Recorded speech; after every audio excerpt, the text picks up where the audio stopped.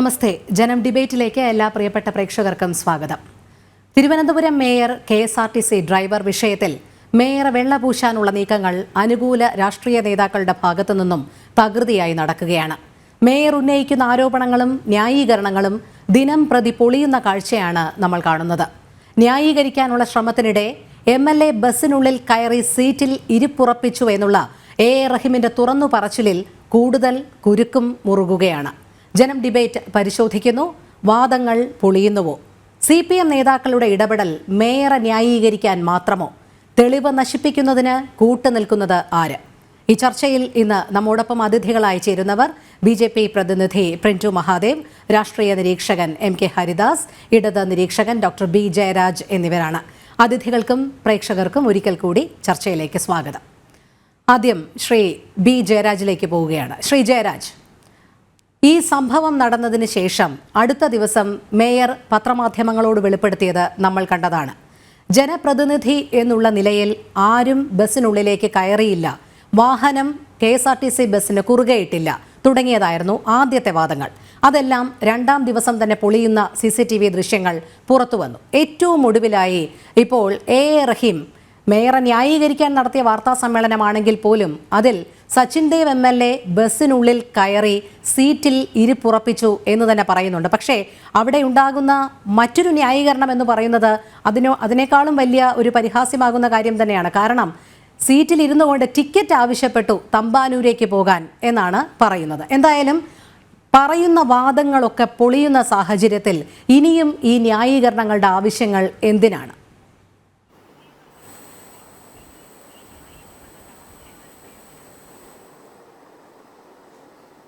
ജയരാജ്, ഇതിനകത്ത് ഇത് മേയറായിട്ട് ചാർജ് എടുത്ത ആര്യ രാജേന്ദ്രൻ ചാർജ് എടുത്തതിൻ്റെ ഫസ്റ്റ് ഡേ തൊട്ട് മേയറായിട്ട് ആര്യ രാജേന്ദ്രൻ ചാർജ് എടുത്ത് ഫസ്റ്റ് ഡേ തൊട്ട് ഓരോരോ ആരോപണങ്ങൾ വരുന്നുണ്ട്. ആദ്യത്തെ ആരോപണം AKG സെൻറ്ററിലെ LKG കുട്ടിയാണ്, പ്രായം കുറവ്, പക്വതയില്ലായ്മ എന്നതൊക്കെ ആയിരുന്നു ആരോപണമെങ്കിൽ ഉടനെ തന്നെ കോവിഡ് സമയമായിരുന്നു. ആ സമയത്ത് ആറ്റുകാൽ പൊങ്കാല വന്നു. അപ്പോൾ ഇല്ലാത്ത പൊങ്കാലയ്ക്ക് വേണ്ടി പിന്നീട് പണം ചിലവാക്കി എന്നുള്ള ആരോപണമായിരുന്നു രണ്ടാമത്. പിന്നെ വേറെ എന്തോ പാർക്കിംഗ് ലോട്ടുമായിട്ട് ബന്ധപ്പെട്ടൊരു ചർച്ച. ഇങ്ങനെ നിരന്തരമായി ആ സമയത്ത് വലതുപക്ഷ കൗൺസിലർമാർ, അത് UDF ആയാലും BJP ആയാലും ഒറ്റക്കെട്ടായിട്ട് നടത്തിയിട്ടുള്ള കോർപ്പറേഷനകത്തും പുറത്തും നഗരത്തിലും നടത്തിയിട്ടുള്ള പ്രകടനങ്ങളും പ്രകടനാഭാസങ്ങളും ജനം ധാരാളമായി കണ്ടതാണ്. അപ്പം നമ്മളൊരു കാര്യം ആലോചിക്കണം. തിരുവനന്തപുരത്ത് ഒരു MP എന്ന് പറയുന്നത് ആനി മസ്കറിന് ശേഷം ഒരു വനിതാ MP ഉണ്ടായിട്ടില്ല. മേയർമാർ ഒരുപാട് പേരുണ്ടായിട്ടുണ്ട്. പ്രൊഫസർ AK പ്രേമജ് ഉൾപ്പെടെയുള്ള ഒരുപാട് മേയർമാരുണ്ടായിട്ടുണ്ട്. എന്നാലും സ്ത്രീകളോട് പെരുമാറുന്ന ചില രീതികൾ, ആ രീതികൾ പൊതുസമൂഹം എങ്ങനെയാണ് അതിനെ നോക്കിക്കാണുന്നത്, അതിനെ എങ്ങനെയാണ് മറ്റ് രാഷ്ട്രീയക്കാർ വിലയിരുത്തുന്നത്? ഈ ആംഗ്യ ഭാഷ കാണിച്ചാലോ അല്ലെങ്കിൽ ഇപ്പോൾ UDF പ്രതിനിധികളെ സംബന്ധിച്ചിടത്തോളം അതൊരു വിഷയമല്ല. കാര്യം മുമ്പ് ഒരുപാട് സന്ദർഭങ്ങളിൽ അവരുടെ നേതാക്കന്മാരായിട്ടുള്ള സ്ത്രീകൾ, ഉദാഹരണത്തിന് ശോഭന ജോർജ് അതിനെക്കുറിച്ച് ധാരാളമായിട്ട്, അതായത് കോൺഗ്രസിൽ നിന്ന് മാറുന്നതിനെക്കുറിച്ച് ഇത്തരം ആരോപണങ്ങൾ AK ആന്റണിയും ഉമ്മൻചാണ്ടിയൊക്കെ ഇരിക്കുന്ന സമയത്ത് ആ വേദിയിൽ നിന്ന് അവർ താഴോട്ടിറങ്ങുമ്പോൾ അവരെ ഇതുമാതിരി ഈ അശ്ലീല ആംഗ്യം മാത്രമല്ല അശ്ലീല ഇങ്ങനെ ലൈംഗിക പ്രദർശിപ്പിച്ചു എന്നവരെ ആരോപണം ഉന്നയിച്ചിട്ടുണ്ട് ശോഭന ജോർജ്.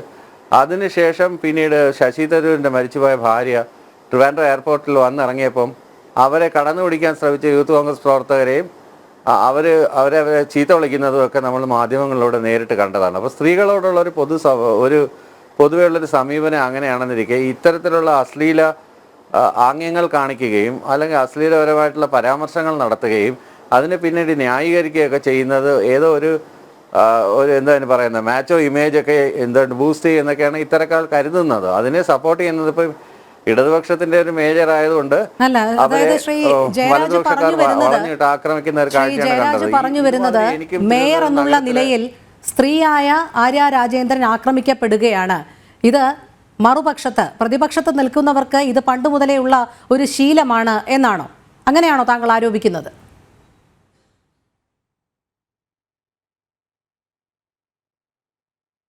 തീർച്ചയായിട്ടും നമ്മൾ ഇതിനെല്ലാം നോക്കിക്കാണുമ്പോൾ അങ്ങനെയാണ്. കാര്യം എല്ലാ സ്ത്രീകളോടും, ഇപ്പോൾ ഒരു സ്ത്രീ പത്രപ്രതിനിധിയോട് ഒരു പൊതുജന അല്ലെങ്കിൽ ഒരു ഇലക്ഷൻ നിൽക്കുന്ന ഒരാൾ പെരുമാറിയത് എങ്ങനെയാണെന്ന് നമ്മൾ കണ്ടു. അപ്പോൾ പല രീതിയിലുള്ള ഇത്തരം ആരോപണങ്ങൾ വരുമ്പോഴല്ല, ഉദാഹരണത്തിന് ദിലീപിൻ്റെ കേസിൽ തന്നെ ദിലീപ് ഏട്ടൻ പാവാട എന്ന് പറഞ്ഞിട്ടൊരു ഒരു ഒരു രീതിയിലുള്ള ഒരു പ്രചരണമാണ് അഴിച്ചുവിട്ടത്. അന്നേരം അതിജീവിതയുടെ കൂടെ ഇത് കേരളത്തിലെ ഒരു പ്രശ്നം എന്ന് വെച്ച് കഴിഞ്ഞാൽ അമ്മയെ തല്ലിയാലും പെറ്റതള്ള തല്ലിയാലും രണ്ട് പക്ഷമുള്ള ആളുകളാണ്. അതുകൊണ്ട് ശ്രീ ജയരാജ്, എന്തായാലും ഇപ്പോൾ ഈ പ്രതിപക്ഷത്തുള്ള ചില കാര്യങ്ങളൊക്കെ സൂചിപ്പിച്ചല്ലോ, സ്ത്രീ വിരുദ്ധ നയങ്ങളൊക്കെ ശ്രീ ജയരാജ് ഇപ്പോൾ പ്രതിപക്ഷത്ത് നിന്നുള്ളവരുടേത് ചൂണ്ടിക്കാട്ടി. അങ്ങനെയാണെങ്കിൽ ഈ കത്രിക വയറ്റിൽ കുടുങ്ങിയ ഹർഷീന എത്ര നാളായി ഒരു പരിഹാരം കാണണമെന്ന് ആവശ്യപ്പെട്ടുകൊണ്ട് ഇങ്ങനെ ആരോഗ്യമന്ത്രിയുടെ മുൻപാകെ സമരമിരിക്കുന്നു? അതും പോട്ടെ, കോഴിക്കോട്ടെ ICU പീഡന കേസിലെ അതിജീവിത മുഖം മറച്ചുകൊണ്ട് പൊതുജന മധ്യത്തിൽ എത്ര നാളായി നീതിക്ക് വേണ്ടി സമരമിരിക്കുന്നു? അതിൽ എന്തായാലും ഇടതുപക്ഷം കൃത്യമായൊരു ഇടപെടൽ നടത്തിയിട്ടുണ്ടോ?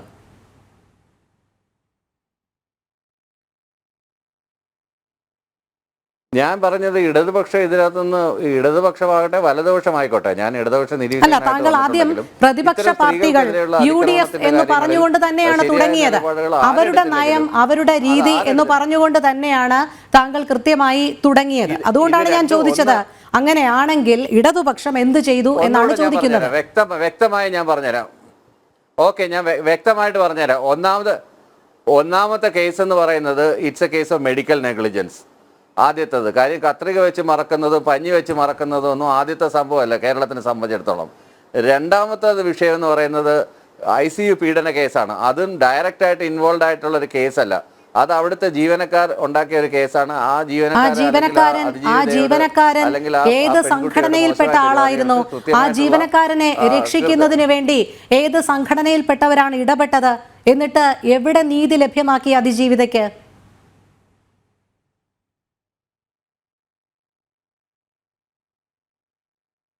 ഏത് സംഘടനയിൽപ്പെട്ട ആളായാലും ഇത്തരത്തിലുള്ള വൃത്തികേടുകൾ കാണിക്കുന്നവർക്കെതിരെ പൊതുസമൂഹത്തിന്റെ ധാർമ്മികമായ ഉത്തരവാദിത്വം എന്തുവാ? ഇതിനെയൊക്കെ തുറന്നു കാണിക്കുക എന്നുള്ളത്. ആര് ചെയ്താലും XYZ. ഞാൻ പ്രത്യേകം എടുത്തു പറയാൻ കാരണം ഇതിപ്പം ന്യായമായ ഒരു കേസാണ്. അതായത് എനിക്കും തിരുവനന്തപുരം നഗരത്തിൽ ഇതുപോലെ സന്ദർഭങ്ങൾ ഉണ്ടായിട്ടുണ്ട്. നഗരസഭയുടെ തന്നെ കുടിവെള്ളം പോകുന്ന വാഹനം എന്നെ ഇടിച്ച് തെറിപ്പിക്കുന്നതിനൊക്കെ ഞാനും ഫാമിലിയും കൂടെ യാത്ര ചെയ്തപ്പോൾ ഇതുപോലെ എന്നെ ഓവർടേക്ക് ചെയ്തുകൊണ്ട് പോയി ഇടിച്ച് കഷ്ടിച്ചാണ് എൻ്റെ ജീവൻ രക്ഷപ്പെട്ടത്. KSRTC ബസ് റോഡിൽ ഇറങ്ങുമ്പോൾ വളരെ പേടിച്ച് ഞാൻ കൊല്ലത്തൊക്കെ യാത്ര ചെയ്യുന്ന സമയത്ത് പേടിച്ചൊരു സൈഡിലേക്ക് ഒതുക്കിയാണ് കൊടുക്കുന്നത് പല സന്ദർഭങ്ങളിലും. ഈ അടുത്ത് തന്നെ ഗതാഗത മന്ത്രി രാവിലെ തന്നെ ഒരു ചെക്കപ്പ് നടത്തിയപ്പം ഏതാണ്ട് 239 പേരെ മദ്യപിച്ചതായിട്ട് കണ്ടെത്തി. അങ്ങനെ കേരളത്തിലുണ്ടാകുന്ന റോഡ് ആക്സിഡന്റുകളുടെ എണ്ണം, ഇതൊക്കെ ഭയപ്പാടോടുകൂടിയാണ് ജനം റോഡിൽ ഇറങ്ങുന്നത്. ഇതൊക്കെ നമ്മൾ കാണാതിരുന്നുകൂടാ. അപ്പോൾ അതിനകത്ത് അതും സിഗ്നലിൽ വന്നിട്ടാണ് ഈ കാറ് കൊണ്ടുവന്ന് ക്രോസ് ചെയ്തിടുന്നത്. അയാളോട് ചോദ്യം ചെയ്യുന്നു. അപ്പോഴയാൾ ആ ഭാഗത്തിൽ ഉറച്ചു നിൽക്കുകയാണ് ചെയ്യുന്നത്. അതിനുശേഷം ഉണ്ടായ ഒരു 8 മണിക്കൂർ രാത്രിയിൽ ഇയാൾ 8 മിനിറ്റ് നടന്ന ഒരു ഫോൺ സംഭാഷണത്തിൻ്റെ ഒരു ഇത് വേണമെങ്കിൽ ഞാൻ അങ്ങോട്ട് അയച്ചു തരാം. അതിനകത്ത് അയാളുടെ സംഭാഷണ രീതി ഒരു സോറി പറയുന്ന രീതിയിലല്ല അയാൾ സംഭാഷണം നടത്തിയിരിക്കുന്നത്. അതൊരു പാതി വരട്ടും പാതി സോറിയും ഒരു എന്താണ് അതിന് പറയുന്നത്, അതൊരു മര്യാദക്കുള്ള ഒരു സോറി പറച്ചിൽ അല്ല. അങ്ങനെ മര്യാദയോടുകൂടി സോറി പറയേണ്ട കാര്യമൊന്നുമില്ല ശ്രീ ജയരാജ്. അദ്ദേഹം പോലീസ് സ്റ്റേഷനിലായിരുന്നപ്പോൾ പോലീസുകാരുടെ സമ്മർദ്ദത്തിന്റെ ഫലമായി വിളിച്ച് സോറി പറഞ്ഞുവെന്നേ ഉള്ളൂ. അതിന് താങ്കൾ ഉദ്ദേശിക്കുന്ന രീതിയിലും വിനയമൊന്നും ആകണമെന്നില്ല. വിനയാന്യുതനായി മേയറോട് അങ്ങനെ സോറി പറയണമെന്നൊന്നുമില്ല. അങ്ങനെ ഒരു നിയമവുമില്ല. ഒരു ജനപ്രതിനിധിക്കും വഴിയിൽ തടഞ്ഞ് അധികാര ഗർവും ഗുണ്ടായുസവും കാണിച്ചതിന് ശേഷം തങ്ങളോട് ഇങ്ങോട്ട് പെരുമാറുന്നവരൊക്കെ അങ്ങേയറ്റം വിനയാന്വിതരായി നിൽക്കണം എന്നുള്ളത് അത് യാതൊരു അടിസ്ഥാനവുമില്ലാത്ത വാദഗതി തന്നെയാണ്. പക്ഷേ ശ്രീ ജയരാജ്, നമ്മൾ ഈ കഴിഞ്ഞ 4-5 ദിവസമായി ഇത് തന്നെയാണ് ചർച്ച ചെയ്യുന്നത്. ഡ്രൈവർ ഏതു രീതിയിൽ പെരുമാറി, മേയർ ഏതു രീതിയിൽ പെരുമാറി, സച്ചിൻ ദേവ് MLA ഏതു രീതിയിൽ പെരുമാറി എന്നുള്ളതൊക്കെ നമ്മൾ ഇങ്ങനെ ചർച്ച ചെയ്തുകൊണ്ടിരിക്കുകയാണ്. പക്ഷേ നമുക്ക് ഇന്നത്തെ സംഭവം മാത്രം വിശകലനം ചെയ്യാം. ഇന്ന് ഏറ്റവും ഒടുവിലായി തെളിഞ്ഞിരിക്കുന്നത് AR റഹീം തന്നെ മേയറെ ന്യായീകരിക്കാൻ വേണ്ടിയിട്ടാണ് പത്രസമ്മേളനം നടത്തിയത്. അതിൽ കൃത്യമായി പറയുന്നുണ്ട്, സച്ചിൻ ദേവ് MLA ബസ്സിനുള്ളിൽ കയറി സീറ്റിൽ ഇരിപ്പുറപ്പിച്ചു എന്ന് പറയുന്നുണ്ട്. അതിനുശേഷമാണ് അതിൽ നിന്നും യാത്രക്കാരൊക്കെ ഇറങ്ങിപ്പോകുന്നത്. പക്ഷേ ആദ്യം മേയർ പറഞ്ഞതും താങ്കൾ ശ്രദ്ധിച്ചിരിക്കുമല്ലോ കൃത്യമായി, ഞങ്ങൾ അങ്ങനെയൊന്നും ചെയ്യില്ല, ഞങ്ങൾ ജനപ്രതിനിധികളാണ്, ഞങ്ങൾ ജനപ്രതിനിധികളുടെ ഭാഗത്തു നിന്നും അങ്ങനെയുള്ള ഒരു നീക്കവും ഉണ്ടായിട്ടില്ല എന്നുള്ളത്. തുടർന്നായിരുന്നു ഈ വാദഗതികളൊക്കെ പൊളിയുന്ന രീതിയിലേക്ക് കാര്യങ്ങൾ കൊണ്ടുചെന്ന് എത്തിച്ചത്. എന്തായാലും ഇത് ഒരു കാര്യം, ഈ ന്യായീകരണങ്ങൾ തുടരുന്നത്. 2, ഏറ്റവും പ്രധാനപ്പെട്ട ആരോപണം എന്ന് പറയുന്നത്, ഈ സംഭവം നടക്കുമ്പോൾ എന്തിനാണ് ബസ്സിലെ കണ്ടക്ടർ AR റഹീമിനെ ബന്ധപ്പെടുന്നത്? DTOയിലെ സാധാരണഗതിയിൽ ബന്ധപ്പെടേണ്ടത്. കാരണം KSRTC ബസ്സിനുള്ളിലെ ജീവനക്കാരാണ്. അവർക്ക് എന്തെങ്കിലും ഒരു വിഷയം വന്നു കഴിഞ്ഞാൽ ഔദ്യോഗിക തലത്തിലല്ലേ അറിയിക്കേണ്ടത്. അവിടെ എന്തിനാണ് AR റഹീമിനെ വിളിച്ചു പറയുന്നത്?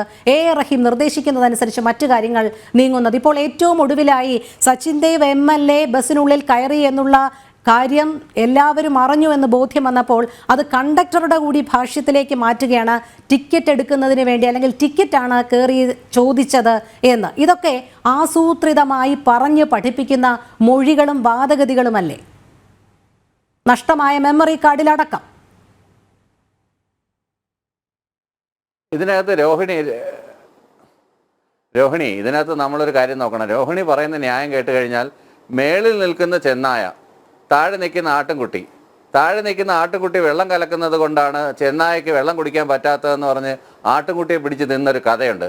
ആ കഥയുടെ ന്യായമാണ് രോഹിണി ഇപ്പോൾ പറഞ്ഞത്. എനിക്ക് തോന്നിയത് അതേ ന്യായം തന്നെയാണ് ഈ പറയുന്നത്. ഈ ചെയ്തതും കാണിച്ചതും ഒന്നും, ഈ വൃത്തികേടുകളൊന്നും ഒരു വിഷയമല്ല. അതായത് പട്ടം തൊട്ട് ഏതാണ്ട് സാഫല്യം കോംപ്ലക്സ് വരെ ഇറാഷണൽ അല്ല എന്തോ പറയുന്നത്, റാഷ് ഡ്രൈവിംഗ് ചെയ്തതും, ഇറാഷണലായിട്ട് ചിന്തിച്ച് റാഷ് ഡ്രൈവിംഗ് ചെയ്തതും, അയാൾ പിന്നെ ഉറക്കത്തിൻ്റെ കാരണം കൊണ്ടാണ് ഇത്ര മണിക്കൂർ ഞാൻ ഓടിയത് കൊണ്ടാണെന്നൊക്കെ ന്യായങ്ങൾ ആ സന്ദേശത്തിൽ പറയുന്നുണ്ട്. എന്നാൽ തന്നെയും ഈ റാഷ് ഡ്രൈവിങ്ങിൻ്റെ കാര്യവും അതുപോലെ തന്നെ 2-3 വാഹനങ്ങളിൽ ഇടിക്കാൻ പോയതും ഇതെല്ലാം ക്യാമറയിലുണ്ടല്ലോ. പക്ഷേ നഗരമധ്യത്തിൽ നടന്ന സംഭവമാണ്. ഇവിടെയൊക്കെ AI ക്യാമറകളുണ്ട്. പട്ടത്തും പ്ലാമൂടും PMGയിലും ഒക്കെ AI ക്യാമറകൾ ഉള്ളത് കാര്യം നമുക്ക് തിരുവനന്തപുരം നിവാസികൾക്കൊക്കെ അറിയാവുന്നതാണ്. ഇതിലൊന്നും തന്നെ ആ വാഹനം അപകടകരമായ രീതിയിൽ പോകുന്നതോ മേയറുടെ വാഗണർ കാറിൽ ഇടിക്കാൻ ശ്രമിക്കുന്നതോ അങ്ങനെയുള്ള യാതൊരു വീഡിയോയും നിലവിൽ വന്നിട്ടില്ല. പിന്നെ എന്ത് അടിസ്ഥാനത്തിലാണ് അപകടകരമായ രീതിയിലാണ് KSRTC ബസ് ഓടിച്ചു എന്ന് പറയുന്നത്? അത് മേയറുടെ മാത്രം വാദമായിരുന്നു. മേയറുടെ മാത്രം വാക്കിന്റെ അടിസ്ഥാനത്തിൽ മാത്രമാണല്ലോ സംസാരിക്കുന്നത്. രോഹിണി ഇത് കണ്ടായിരുന്നോ? തീർച്ചയായും ആ വീഡിയോകളൊക്കെ കണ്ടതാണ്. ആ വീഡിയോകളൊക്കെ കണ്ടതാണ്. അതൊക്കെ പൊതുസമൂഹത്തിന്റെ മുൻപിലുള്ളത് തന്നെയല്ലേ ശ്രീ ജയരാജ്? ക്യാമറയിലുള്ള മുഴുവൻ അങ്ങനെയാണ്. ഞാൻ ഇതുവരെ കണ്ടിട്ടില്ല ആ വീഡിയോ എനിക്കൊന്ന് അയച്ചു തരണേ ശ്രീ ജയരാജ്. പൊതുസമൂഹത്തിന്റെ മുൻപിലും ഓപ്പണായിട്ട് താങ്കൾ സംസാരിക്കുന്നതാണ്. അതായത് പട്ടം മുതൽ സാഫല്യം കോംപ്ലക്സ് വരെയുള്ള AI ക്യാമറയുടെ മുഴുവൻ സാധനങ്ങളും രോഹിണി കണ്ടു എന്നാണ് ഇവിടുന്നുകൊണ്ട് പറയുന്നത്. ശ്രീ ജയരാജ്, ഞാൻ പറയുന്നത് ഒന്ന് ശ്രദ്ധിക്കൂ. നിലവിൽ വരെയുള്ള സകല AI ക്യാമറകളുടെ ഫുട്ടേജ് താങ്കൾ കണ്ടു എന്നാണ് പറയുന്നത്. ശ്രീ ജയരാജ്, പൊതുസമൂഹത്തിന് മുൻപിലുള്ള ഇതുവരെ വന്നിട്ടുള്ള വിഷ്വൽസ് എല്ലാം അതിന്റെ അടിസ്ഥാനത്തിലാണ് പറയുന്നത്. അങ്ങനെയാണെങ്കിൽ താങ്കൾ കണ്ടിരുന്നോ ഈ മേയർ പറഞ്ഞ ആരോപണങ്ങളൊക്കെ ശരിവെക്കത്തക്ക രീതിയിൽ? മേയർ പറഞ്ഞ ആരോപണങ്ങൾക്കൊന്നും അടിസ്ഥാനപരമായി യാതൊരു വീഡിയോ തെളിവുകളും ഇല്ലല്ലോ. മേയർ പറഞ്ഞ ആരോപണങ്ങൾക്ക് അടിസ്ഥാനപരമാകുന്ന ഏതെങ്കിലും വീഡിയോ ദൃശ്യങ്ങളുണ്ടോ? വാക്കാൽ മേയർ പറഞ്ഞതിനെ അടിസ്ഥാനപ്പെടുത്തി മാത്രമല്ലേ ഈ ന്യായീകരണങ്ങളൊക്കെ വരുന്നത് ശ്രീ ബി ജയരാജ്? എന്തായാലും താങ്കളിലേക്ക് എത്താം, മറ്റുള്ള അതിഥികളിലേക്ക് കൂടി പോകേണ്ടതുണ്ട്. അതുകൊണ്ടാണ് ശ്രീ പ്രിന്റു മഹാദേവ്, നമുക്കറിയാം മെമ്മറി കാർഡ് സഹിതം നഷ്ടപ്പെട്ടിരിക്കുകയാണ്. അതായത് സംഭവം നടന്ന് 3 ദിവസം, 3-ാം ദിവസം മാത്രമാണ് പോലീസ് ഈ DVRൽ നിന്നും മെമ്മറി കാർഡ് എടുക്കുന്നതിന് വേണ്ടി അവിടെ എത്തുന്നത്. പോലീസിന് നല്ലതുപോലെ അറിയാം ഇത്രയും വിവാദമായ ഒരു സംഭവം ഉണ്ടായാൽ നഷ്ടപ്പെടാവുന്ന തെളിവുകൾ ഏതൊക്കെ എന്നുള്ളത്. പക്ഷേ അവിടെ മനഃപൂർവമായ ഒരു കാലതാമസം വന്നു. അതിൽ ആരുടെയൊക്കെ ആസൂത്രിതമായ ഒരു നീക്കം വിജയിച്ചിരിക്കുന്നു എന്ന് തന്നെ പറയേണ്ടിയിരിക്കുന്നു. കാരണം മെമ്മറി കാർഡ് അതിൽ നിന്നും നഷ്ടമായിരിക്കുന്നു. പ്രത്യേകിച്ച് അതിൽ സെർച്ച് നടത്തിയ CI പറയുന്നുണ്ട്, മെമ്മറി കാർഡ് കേടല്ല, അല്ലെങ്കിൽ ആ സംവിധാനം കേടല്ല, പകരം മെമ്മറി കാർഡ് അതിൽ നിന്നും നഷ്ടമായിരിക്കുകയാണ്, അതായത് ഇളക്കി മാറ്റിയിരിക്കുകയാണ് എന്ന് തന്നെയാണ് പറയുന്നത്. അതിൽ തികച്ചും ആസൂത്രിതമായൊരു നീക്കം ഉണ്ടായിരുന്നു എന്ന് തന്നെയല്ലേ നമുക്ക് മനസ്സിലാക്കേണ്ടത്?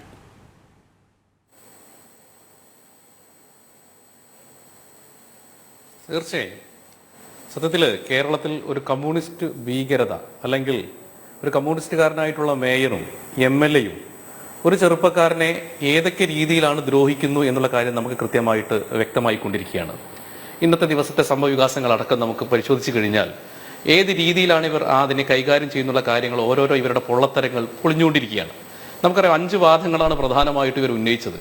ഈ 5 വാദങ്ങളും ഇവരെ പൊളിഞ്ഞിരിക്കുന്നു. ആദ്യം പറഞ്ഞു മദ്യപാനിയാണ്, രണ്ടാമത് പിന്നീട് മെഡിക്കൽ പരിശോധനയിൽ മദ്യപാനിയല്ല എന്നുള്ള കാര്യം തെളിഞ്ഞു.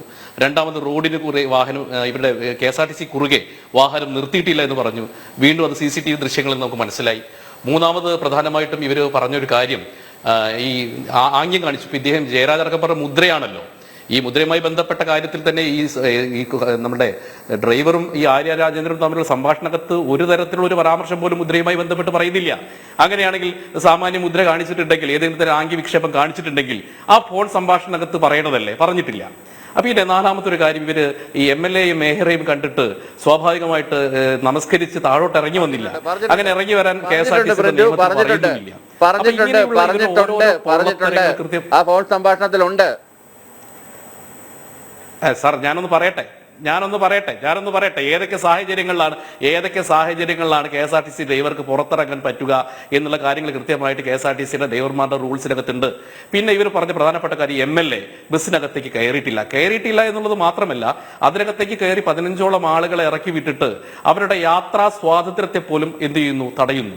സ്വാഭാവികമായിട്ട് MLA-യുടെ ധാർഷ്ട്യം, മേയറുടെ ധാർഷ്ട്യം, പാർട്ടിയുടെ ധാർഷ്ട്യം, അത് കഴിഞ്ഞ് ഇന്ന് പത്രക്കാരുടെ മുമ്പിൽ AR റഹീം എന്ന് പറയുന്ന DYFI നേതാവിന്റെ ധാർഷ്ട്യവും നമ്മൾ കണ്ടു. ഇവരിങ്ങനെ പത്രക്കാരെ, മാധ്യമപ്രവർത്തകരൊക്കെ നിഷ്പക്ഷ നിലപാടുമായിട്ട് കേരളത്തിൽ ഒരു ചെറുപ്പക്കാരൻ ഈ ഒരു അവസ്ഥ ഉണ്ടാകരുത്, സത്യത്തിന്റെയും നീതിയുടെയും കൂടെ നിൽക്കണം എന്നുള്ള ഉറച്ച ബോധ്യത്തോടു കൂടി എല്ലാ ചാനലുകളും, കേരളത്തിലെ മാധ്യമപ്രവർത്തകരൊക്കെ സത്യസന്ധമായിട്ട് ഈ ഒരു നിലപാടിന്റെ കൂടെ നിന്നപ്പോൾ ഇന്ന് മാധ്യമ വിചാരണ ഭാഗമായി കൊണ്ട് എല്ലാവരെയും പേടിപ്പിക്കുകയും ഭീഷണിപ്പെടുത്തുന്ന ഒരു സാഹചര്യത്തിൽ AR റഹീമിന്റെ പത്രസമ്മേളനം നമ്മൾ കണ്ടു. പക്ഷെ പത്രസമ്മേളനത്തിൽ ഇന്ന് മാധ്യമപ്രവർത്തകരുടെ ചോദ്യങ്ങൾക്ക് മുമ്പിൽ കണ്ടം വഴി ഓടുന്ന AR റഹീമിനെയാണ് നമുക്ക് കാണാൻ സാധിച്ചത്. അദ്ദേഹത്തിന്റെ ആ തുടക്കത്തിലുള്ള ഗർവും അഹങ്കാരവും ഒക്കെ അവസാനിപ്പിച്ച് സത്യസന്ധമായ എന്താണെന്ന് ഇന്നത്തെ റഹീമിന്റെ പത്രസമ്മേളനത്തോട് കൂടി കുറച്ചുകൂടി വ്യക്തമായി നമുക്ക്. കാരണം നമുക്കറിയാം, ഒരു 725 രൂപയ്ക്ക് ഡെയിലി വേജ് ഇനി ജോലി ചെയ്യുന്ന, ഒരു 16 മണിക്കൂർ ജോലി ചെയ്യുന്ന ഒരു ചെറുപ്പക്കാരനെ MLA ആണ്, അല്ലെങ്കിൽ MP ആണ്, അല്ലെങ്കിൽ കോർപ്പറേഷൻ മേയറാണ്, അല്ലെങ്കിൽ കേരളത്തിന്റെ മുഖ്യമന്ത്രിയാണ് എന്നുള്ള അഹങ്കാരത്തോടു കൂടി ആ ചെറുപ്പക്കാരനെ ഏതൊക്കെ രീതിയിലാണ് ഇവർ അവഹേളിക്കാൻ ശ്രമിച്ചത് നമ്മൾ മനസ്സിലാക്കണം. ഇത് സ്വാഭാവികമായിട്ട് നമ്മൾ മനസ്സിലാക്കേണ്ട പ്രധാനപ്പെട്ട ഒരു കാര്യം, ഈ അധികാര ദുഷ്പ്രഭുത്വം ഏതൊക്കെ രീതിയിലാണ് ഒരു കമ്മ്യൂണിസ്റ്റുകാരന്റെ കൈകളിലേക്ക് എത്തിപ്പെട്ട് കഴിഞ്ഞാൽ ഈ പൊതുസമൂഹത്തിന് എങ്ങനെയൊക്കെയാണ് ഭീഷണിയാവുക എന്നുള്ളതിന് ഉദാത്തമായിട്ടുള്ള ഉദാഹരണമാണ് ഈ മേയറുടെയും ഈ MLA-യുടെയും ഒക്കെ ഇടപെടൽ. കാരണം ഇവർക്കൊക്കെ ഒരു ഫ്ലാഷ് ബാക്ക് ഉണ്ട്. ആ ഫ്ലാഷ് ബാക്ക് എന്ന് പറഞ്ഞത് ഇവരൊക്കെ വന്ന ഒരു പശ്ചാത്തലം എന്ന് പറയുന്നത് SFI പോലെയുള്ള പ്രസ്ഥാനങ്ങളിലാണ്. അവിടെ നിരപരാധികളായിട്ടുള്ള ചെറുപ്പക്കാരെ കൂട്ടിലിട്ടിടിക്കുകയും അവരുടെ രക്തവും ചോരയും നീരുമോ വിയർപ്പും ഒക്കെ ആ കലാലയങ്ങളിലൊക്കെ വീഴ്ത്തിക്കൊണ്ടാണ് ഇവരുടെ ആര്യയുടെ ആയിക്കോട്ടെ ഈ സച്ചിൻ ദേവിന്റെ ഒക്കെ വരവുള്ളത്. അപ്പൊ സ്വാഭാവികമായിട്ട് ഇവരുടെ ഉള്ളിലെ പഴയ SFI-ക്കാരുടെ പ്രേതം ഒരു സുപ്രഭാതത്തിൽ പുറത്തിറങ്ങുകയും ആ സമയത്ത് തന്നെ ഒരു പക്ഷേ ഈ ചെറുപ്പക്കാരൻ ഭാഗ്യം കൊണ്ടാണ്, ഞാൻ പറയുന്നത് ഭാഗ്യം കൊണ്ടാണ് ചെറുപ്പക്കാരെ ഇവര് കയ്യേറ്റം ചെയ്യാത്തത്. കാരണം ഈ പബ്ലിക്കൊക്കെ ശ്രദ്ധിക്കുകയും അതോടൊപ്പം തന്നെ അവിടെ നമുക്കറിയാം, ഇന്ന് കഴിഞ്ഞ ദിവസം തന്നെ KSRTC അവിടെ യാത്ര ചെയ്ത 15ഓളം പേരുന്ന യാത്രക്കാരിൽ നിന്ന് മൊഴിയെടുത്ത് സംസാരിച്ച സമയത്ത് അവരൊക്കെ ഈ MLA-ക്കും അതുപോലെ തന്നെ ഈ മേയർക്കും എതിരായിക്കൊണ്ടുള്ള സംസാരമാണ് കാണാൻ സാധിച്ചത്. അപ്പൊ സ്വാഭാവികമായിട്ട് ഒരു പ്രശ്നത്തിന്റെ നിജസ്ഥിതി കേരളത്തിലെ ജനങ്ങൾ അറിഞ്ഞു തുടങ്ങിയപ്പോൾ കമ്മ്യൂണിസ്റ്റ് പ്രതിരോധം, അതായത് നുണപ്രചരണ പ്രതിരോധം, ഇപ്പോൾ ഈ ഇടത് നിരീക്ഷകനൊക്കെ പറഞ്ഞതുപോലെയുള്ള ഒരു ഫെമിനിസം, അല്ലെങ്കിൽ പറയാം ഒരു സ്ത്രീയല്ലേ, അല്ലെങ്കിൽ ഒരു അമ്മയല്ലേ, ഒരു ഫാമിലിയാണ്, ഞങ്ങളുടെ ഫാമിലിക്ക് വരുന്ന മറ്റൊരു ഫാമിലിക്കല്ലേ എന്നൊക്കെ പറഞ്ഞുകൊണ്ട് ഒരു സോഫ്റ്റ് കോർണർ കേരളത്തിന്റെ ഒരു പൊതു മനസ്സിനെ ബോധപൂർവം ഞങ്ങൾക്ക് അനുകൂലമാക്കാനുള്ള ഒരു ശ്രമം നടത്തിക്കൊണ്ടിരിക്കുകയാണ്. അപ്പൊ പറയുന്നത് AR റഹീമിന്റെ ഒരു വാക്ക് മെന്റൽ റോമ എന്ന് അദ്ദേഹം പറയാണ്. അവളുടെ മെന്റൽ റോമ അങ്ങനെ പറയുന്നത്, ഒരു മേയർ എന്നൊന്നുമല്ല പറയുന്നത്, അവളുടെ മെന്റൽ റോമ എനിക്ക് മനസ്സിലായിട്ടുണ്ട്, എന്നെ ആദ്യമായിട്ട് വിളിച്ചു. അങ്ങനെ ആദ്യമായിട്ട് വിളിക്കാൻ AR റഹീം എന്താണ് RT ഓഫീസറോ? AR റഹീമിനല്ല വിളിക്കേണ്ടത്, ഒരു MLA-യും മേയറും എന്ന രീതിയിൽ ഇത്തരത്തിലുള്ളൊരു വിഷയം ഉണ്ടായി. ഇനി ഞാൻ പറട്ടെ, ഈ കാര്യങ്ങളൊക്കെ അദ്ദേഹം ചെയ്തെന്ന് തന്നെ വെക്കുക, സ്വാഭാവികമായിട്ട് ചെയ്തെന്ന് വെക്കുക. എന്താ ചെയ്യേണ്ടത്? ഇവർ രണ്ടുപേരും അധികാരത്തിന്റെ പ്രധാനപ്പെട്ട കേന്ദ്രങ്ങളുള്ള ആളാണ്. തിരുവനന്തപുരം നഗരത്തിൽ RT ഓഫീസർ ഈ MLA വിളിച്ച നിമിഷ നേരം കൊണ്ട് വരില്ലേ? മേയർ ആര്യ രാജേന്ദ്രൻ വിളിച്ചു കഴിഞ്ഞാൽ വരില്ലേ? അതിന് പകരം ഇവർ തന്നെ ഭരണവും അധികാരത്തിന്റെ ഗർവിനകത്ത് ഇവർ തന്നെ നീതിയും ന്യായവും നടപ്പിലാക്കാൻ വന്നുകൊണ്ട് ഒരു പാവപ്പെട്ട ചെറുപ്പക്കാരനെ ഏതൊക്കെ രീതിയിലാണ് ഇവർ ആക്രമിക്കാൻ ശ്രമിക്കുന്നത്? ഇത് തികച്ചും അനീതിയാണ്. കാരണം ഒരു പൊതുസമൂഹത്തിന്റെ ഒരു മേയർ എന്ന രീതിയിലുള്ള MLA എന്ന ഭരണകർത്താക്കളായിട്ടുള്ള ആളുകളൊക്കെ ബാധിക്കേണ്ട സാമാന്യ മര്യാദയുടെ ലംഘനം ഒരു പാവപ്പെട്ട ചെറുപ്പക്കാരന്റെ മേൽ കുതിര കയറിക്കൊണ്ടാണ് ഇവർ നടപ്പിലാക്കാൻ ശ്രമിക്കുന്നത്.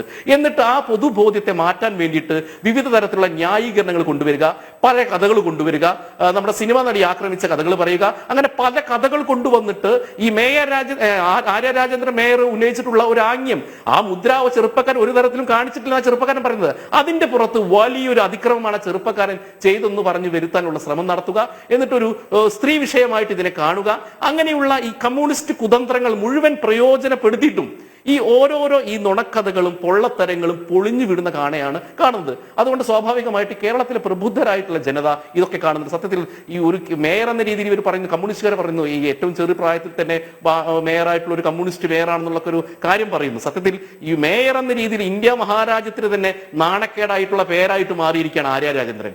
നേരത്തെ തന്നെ ജയരാജ് പറഞ്ഞല്ലോ, അവർ വന്ന അന്ന് മുതൽ നിരന്തരമായിട്ട് വിവാദങ്ങൾ സൃഷ്ടിച്ചുകൊണ്ടാണ് അവരുടെ പോക്ക്.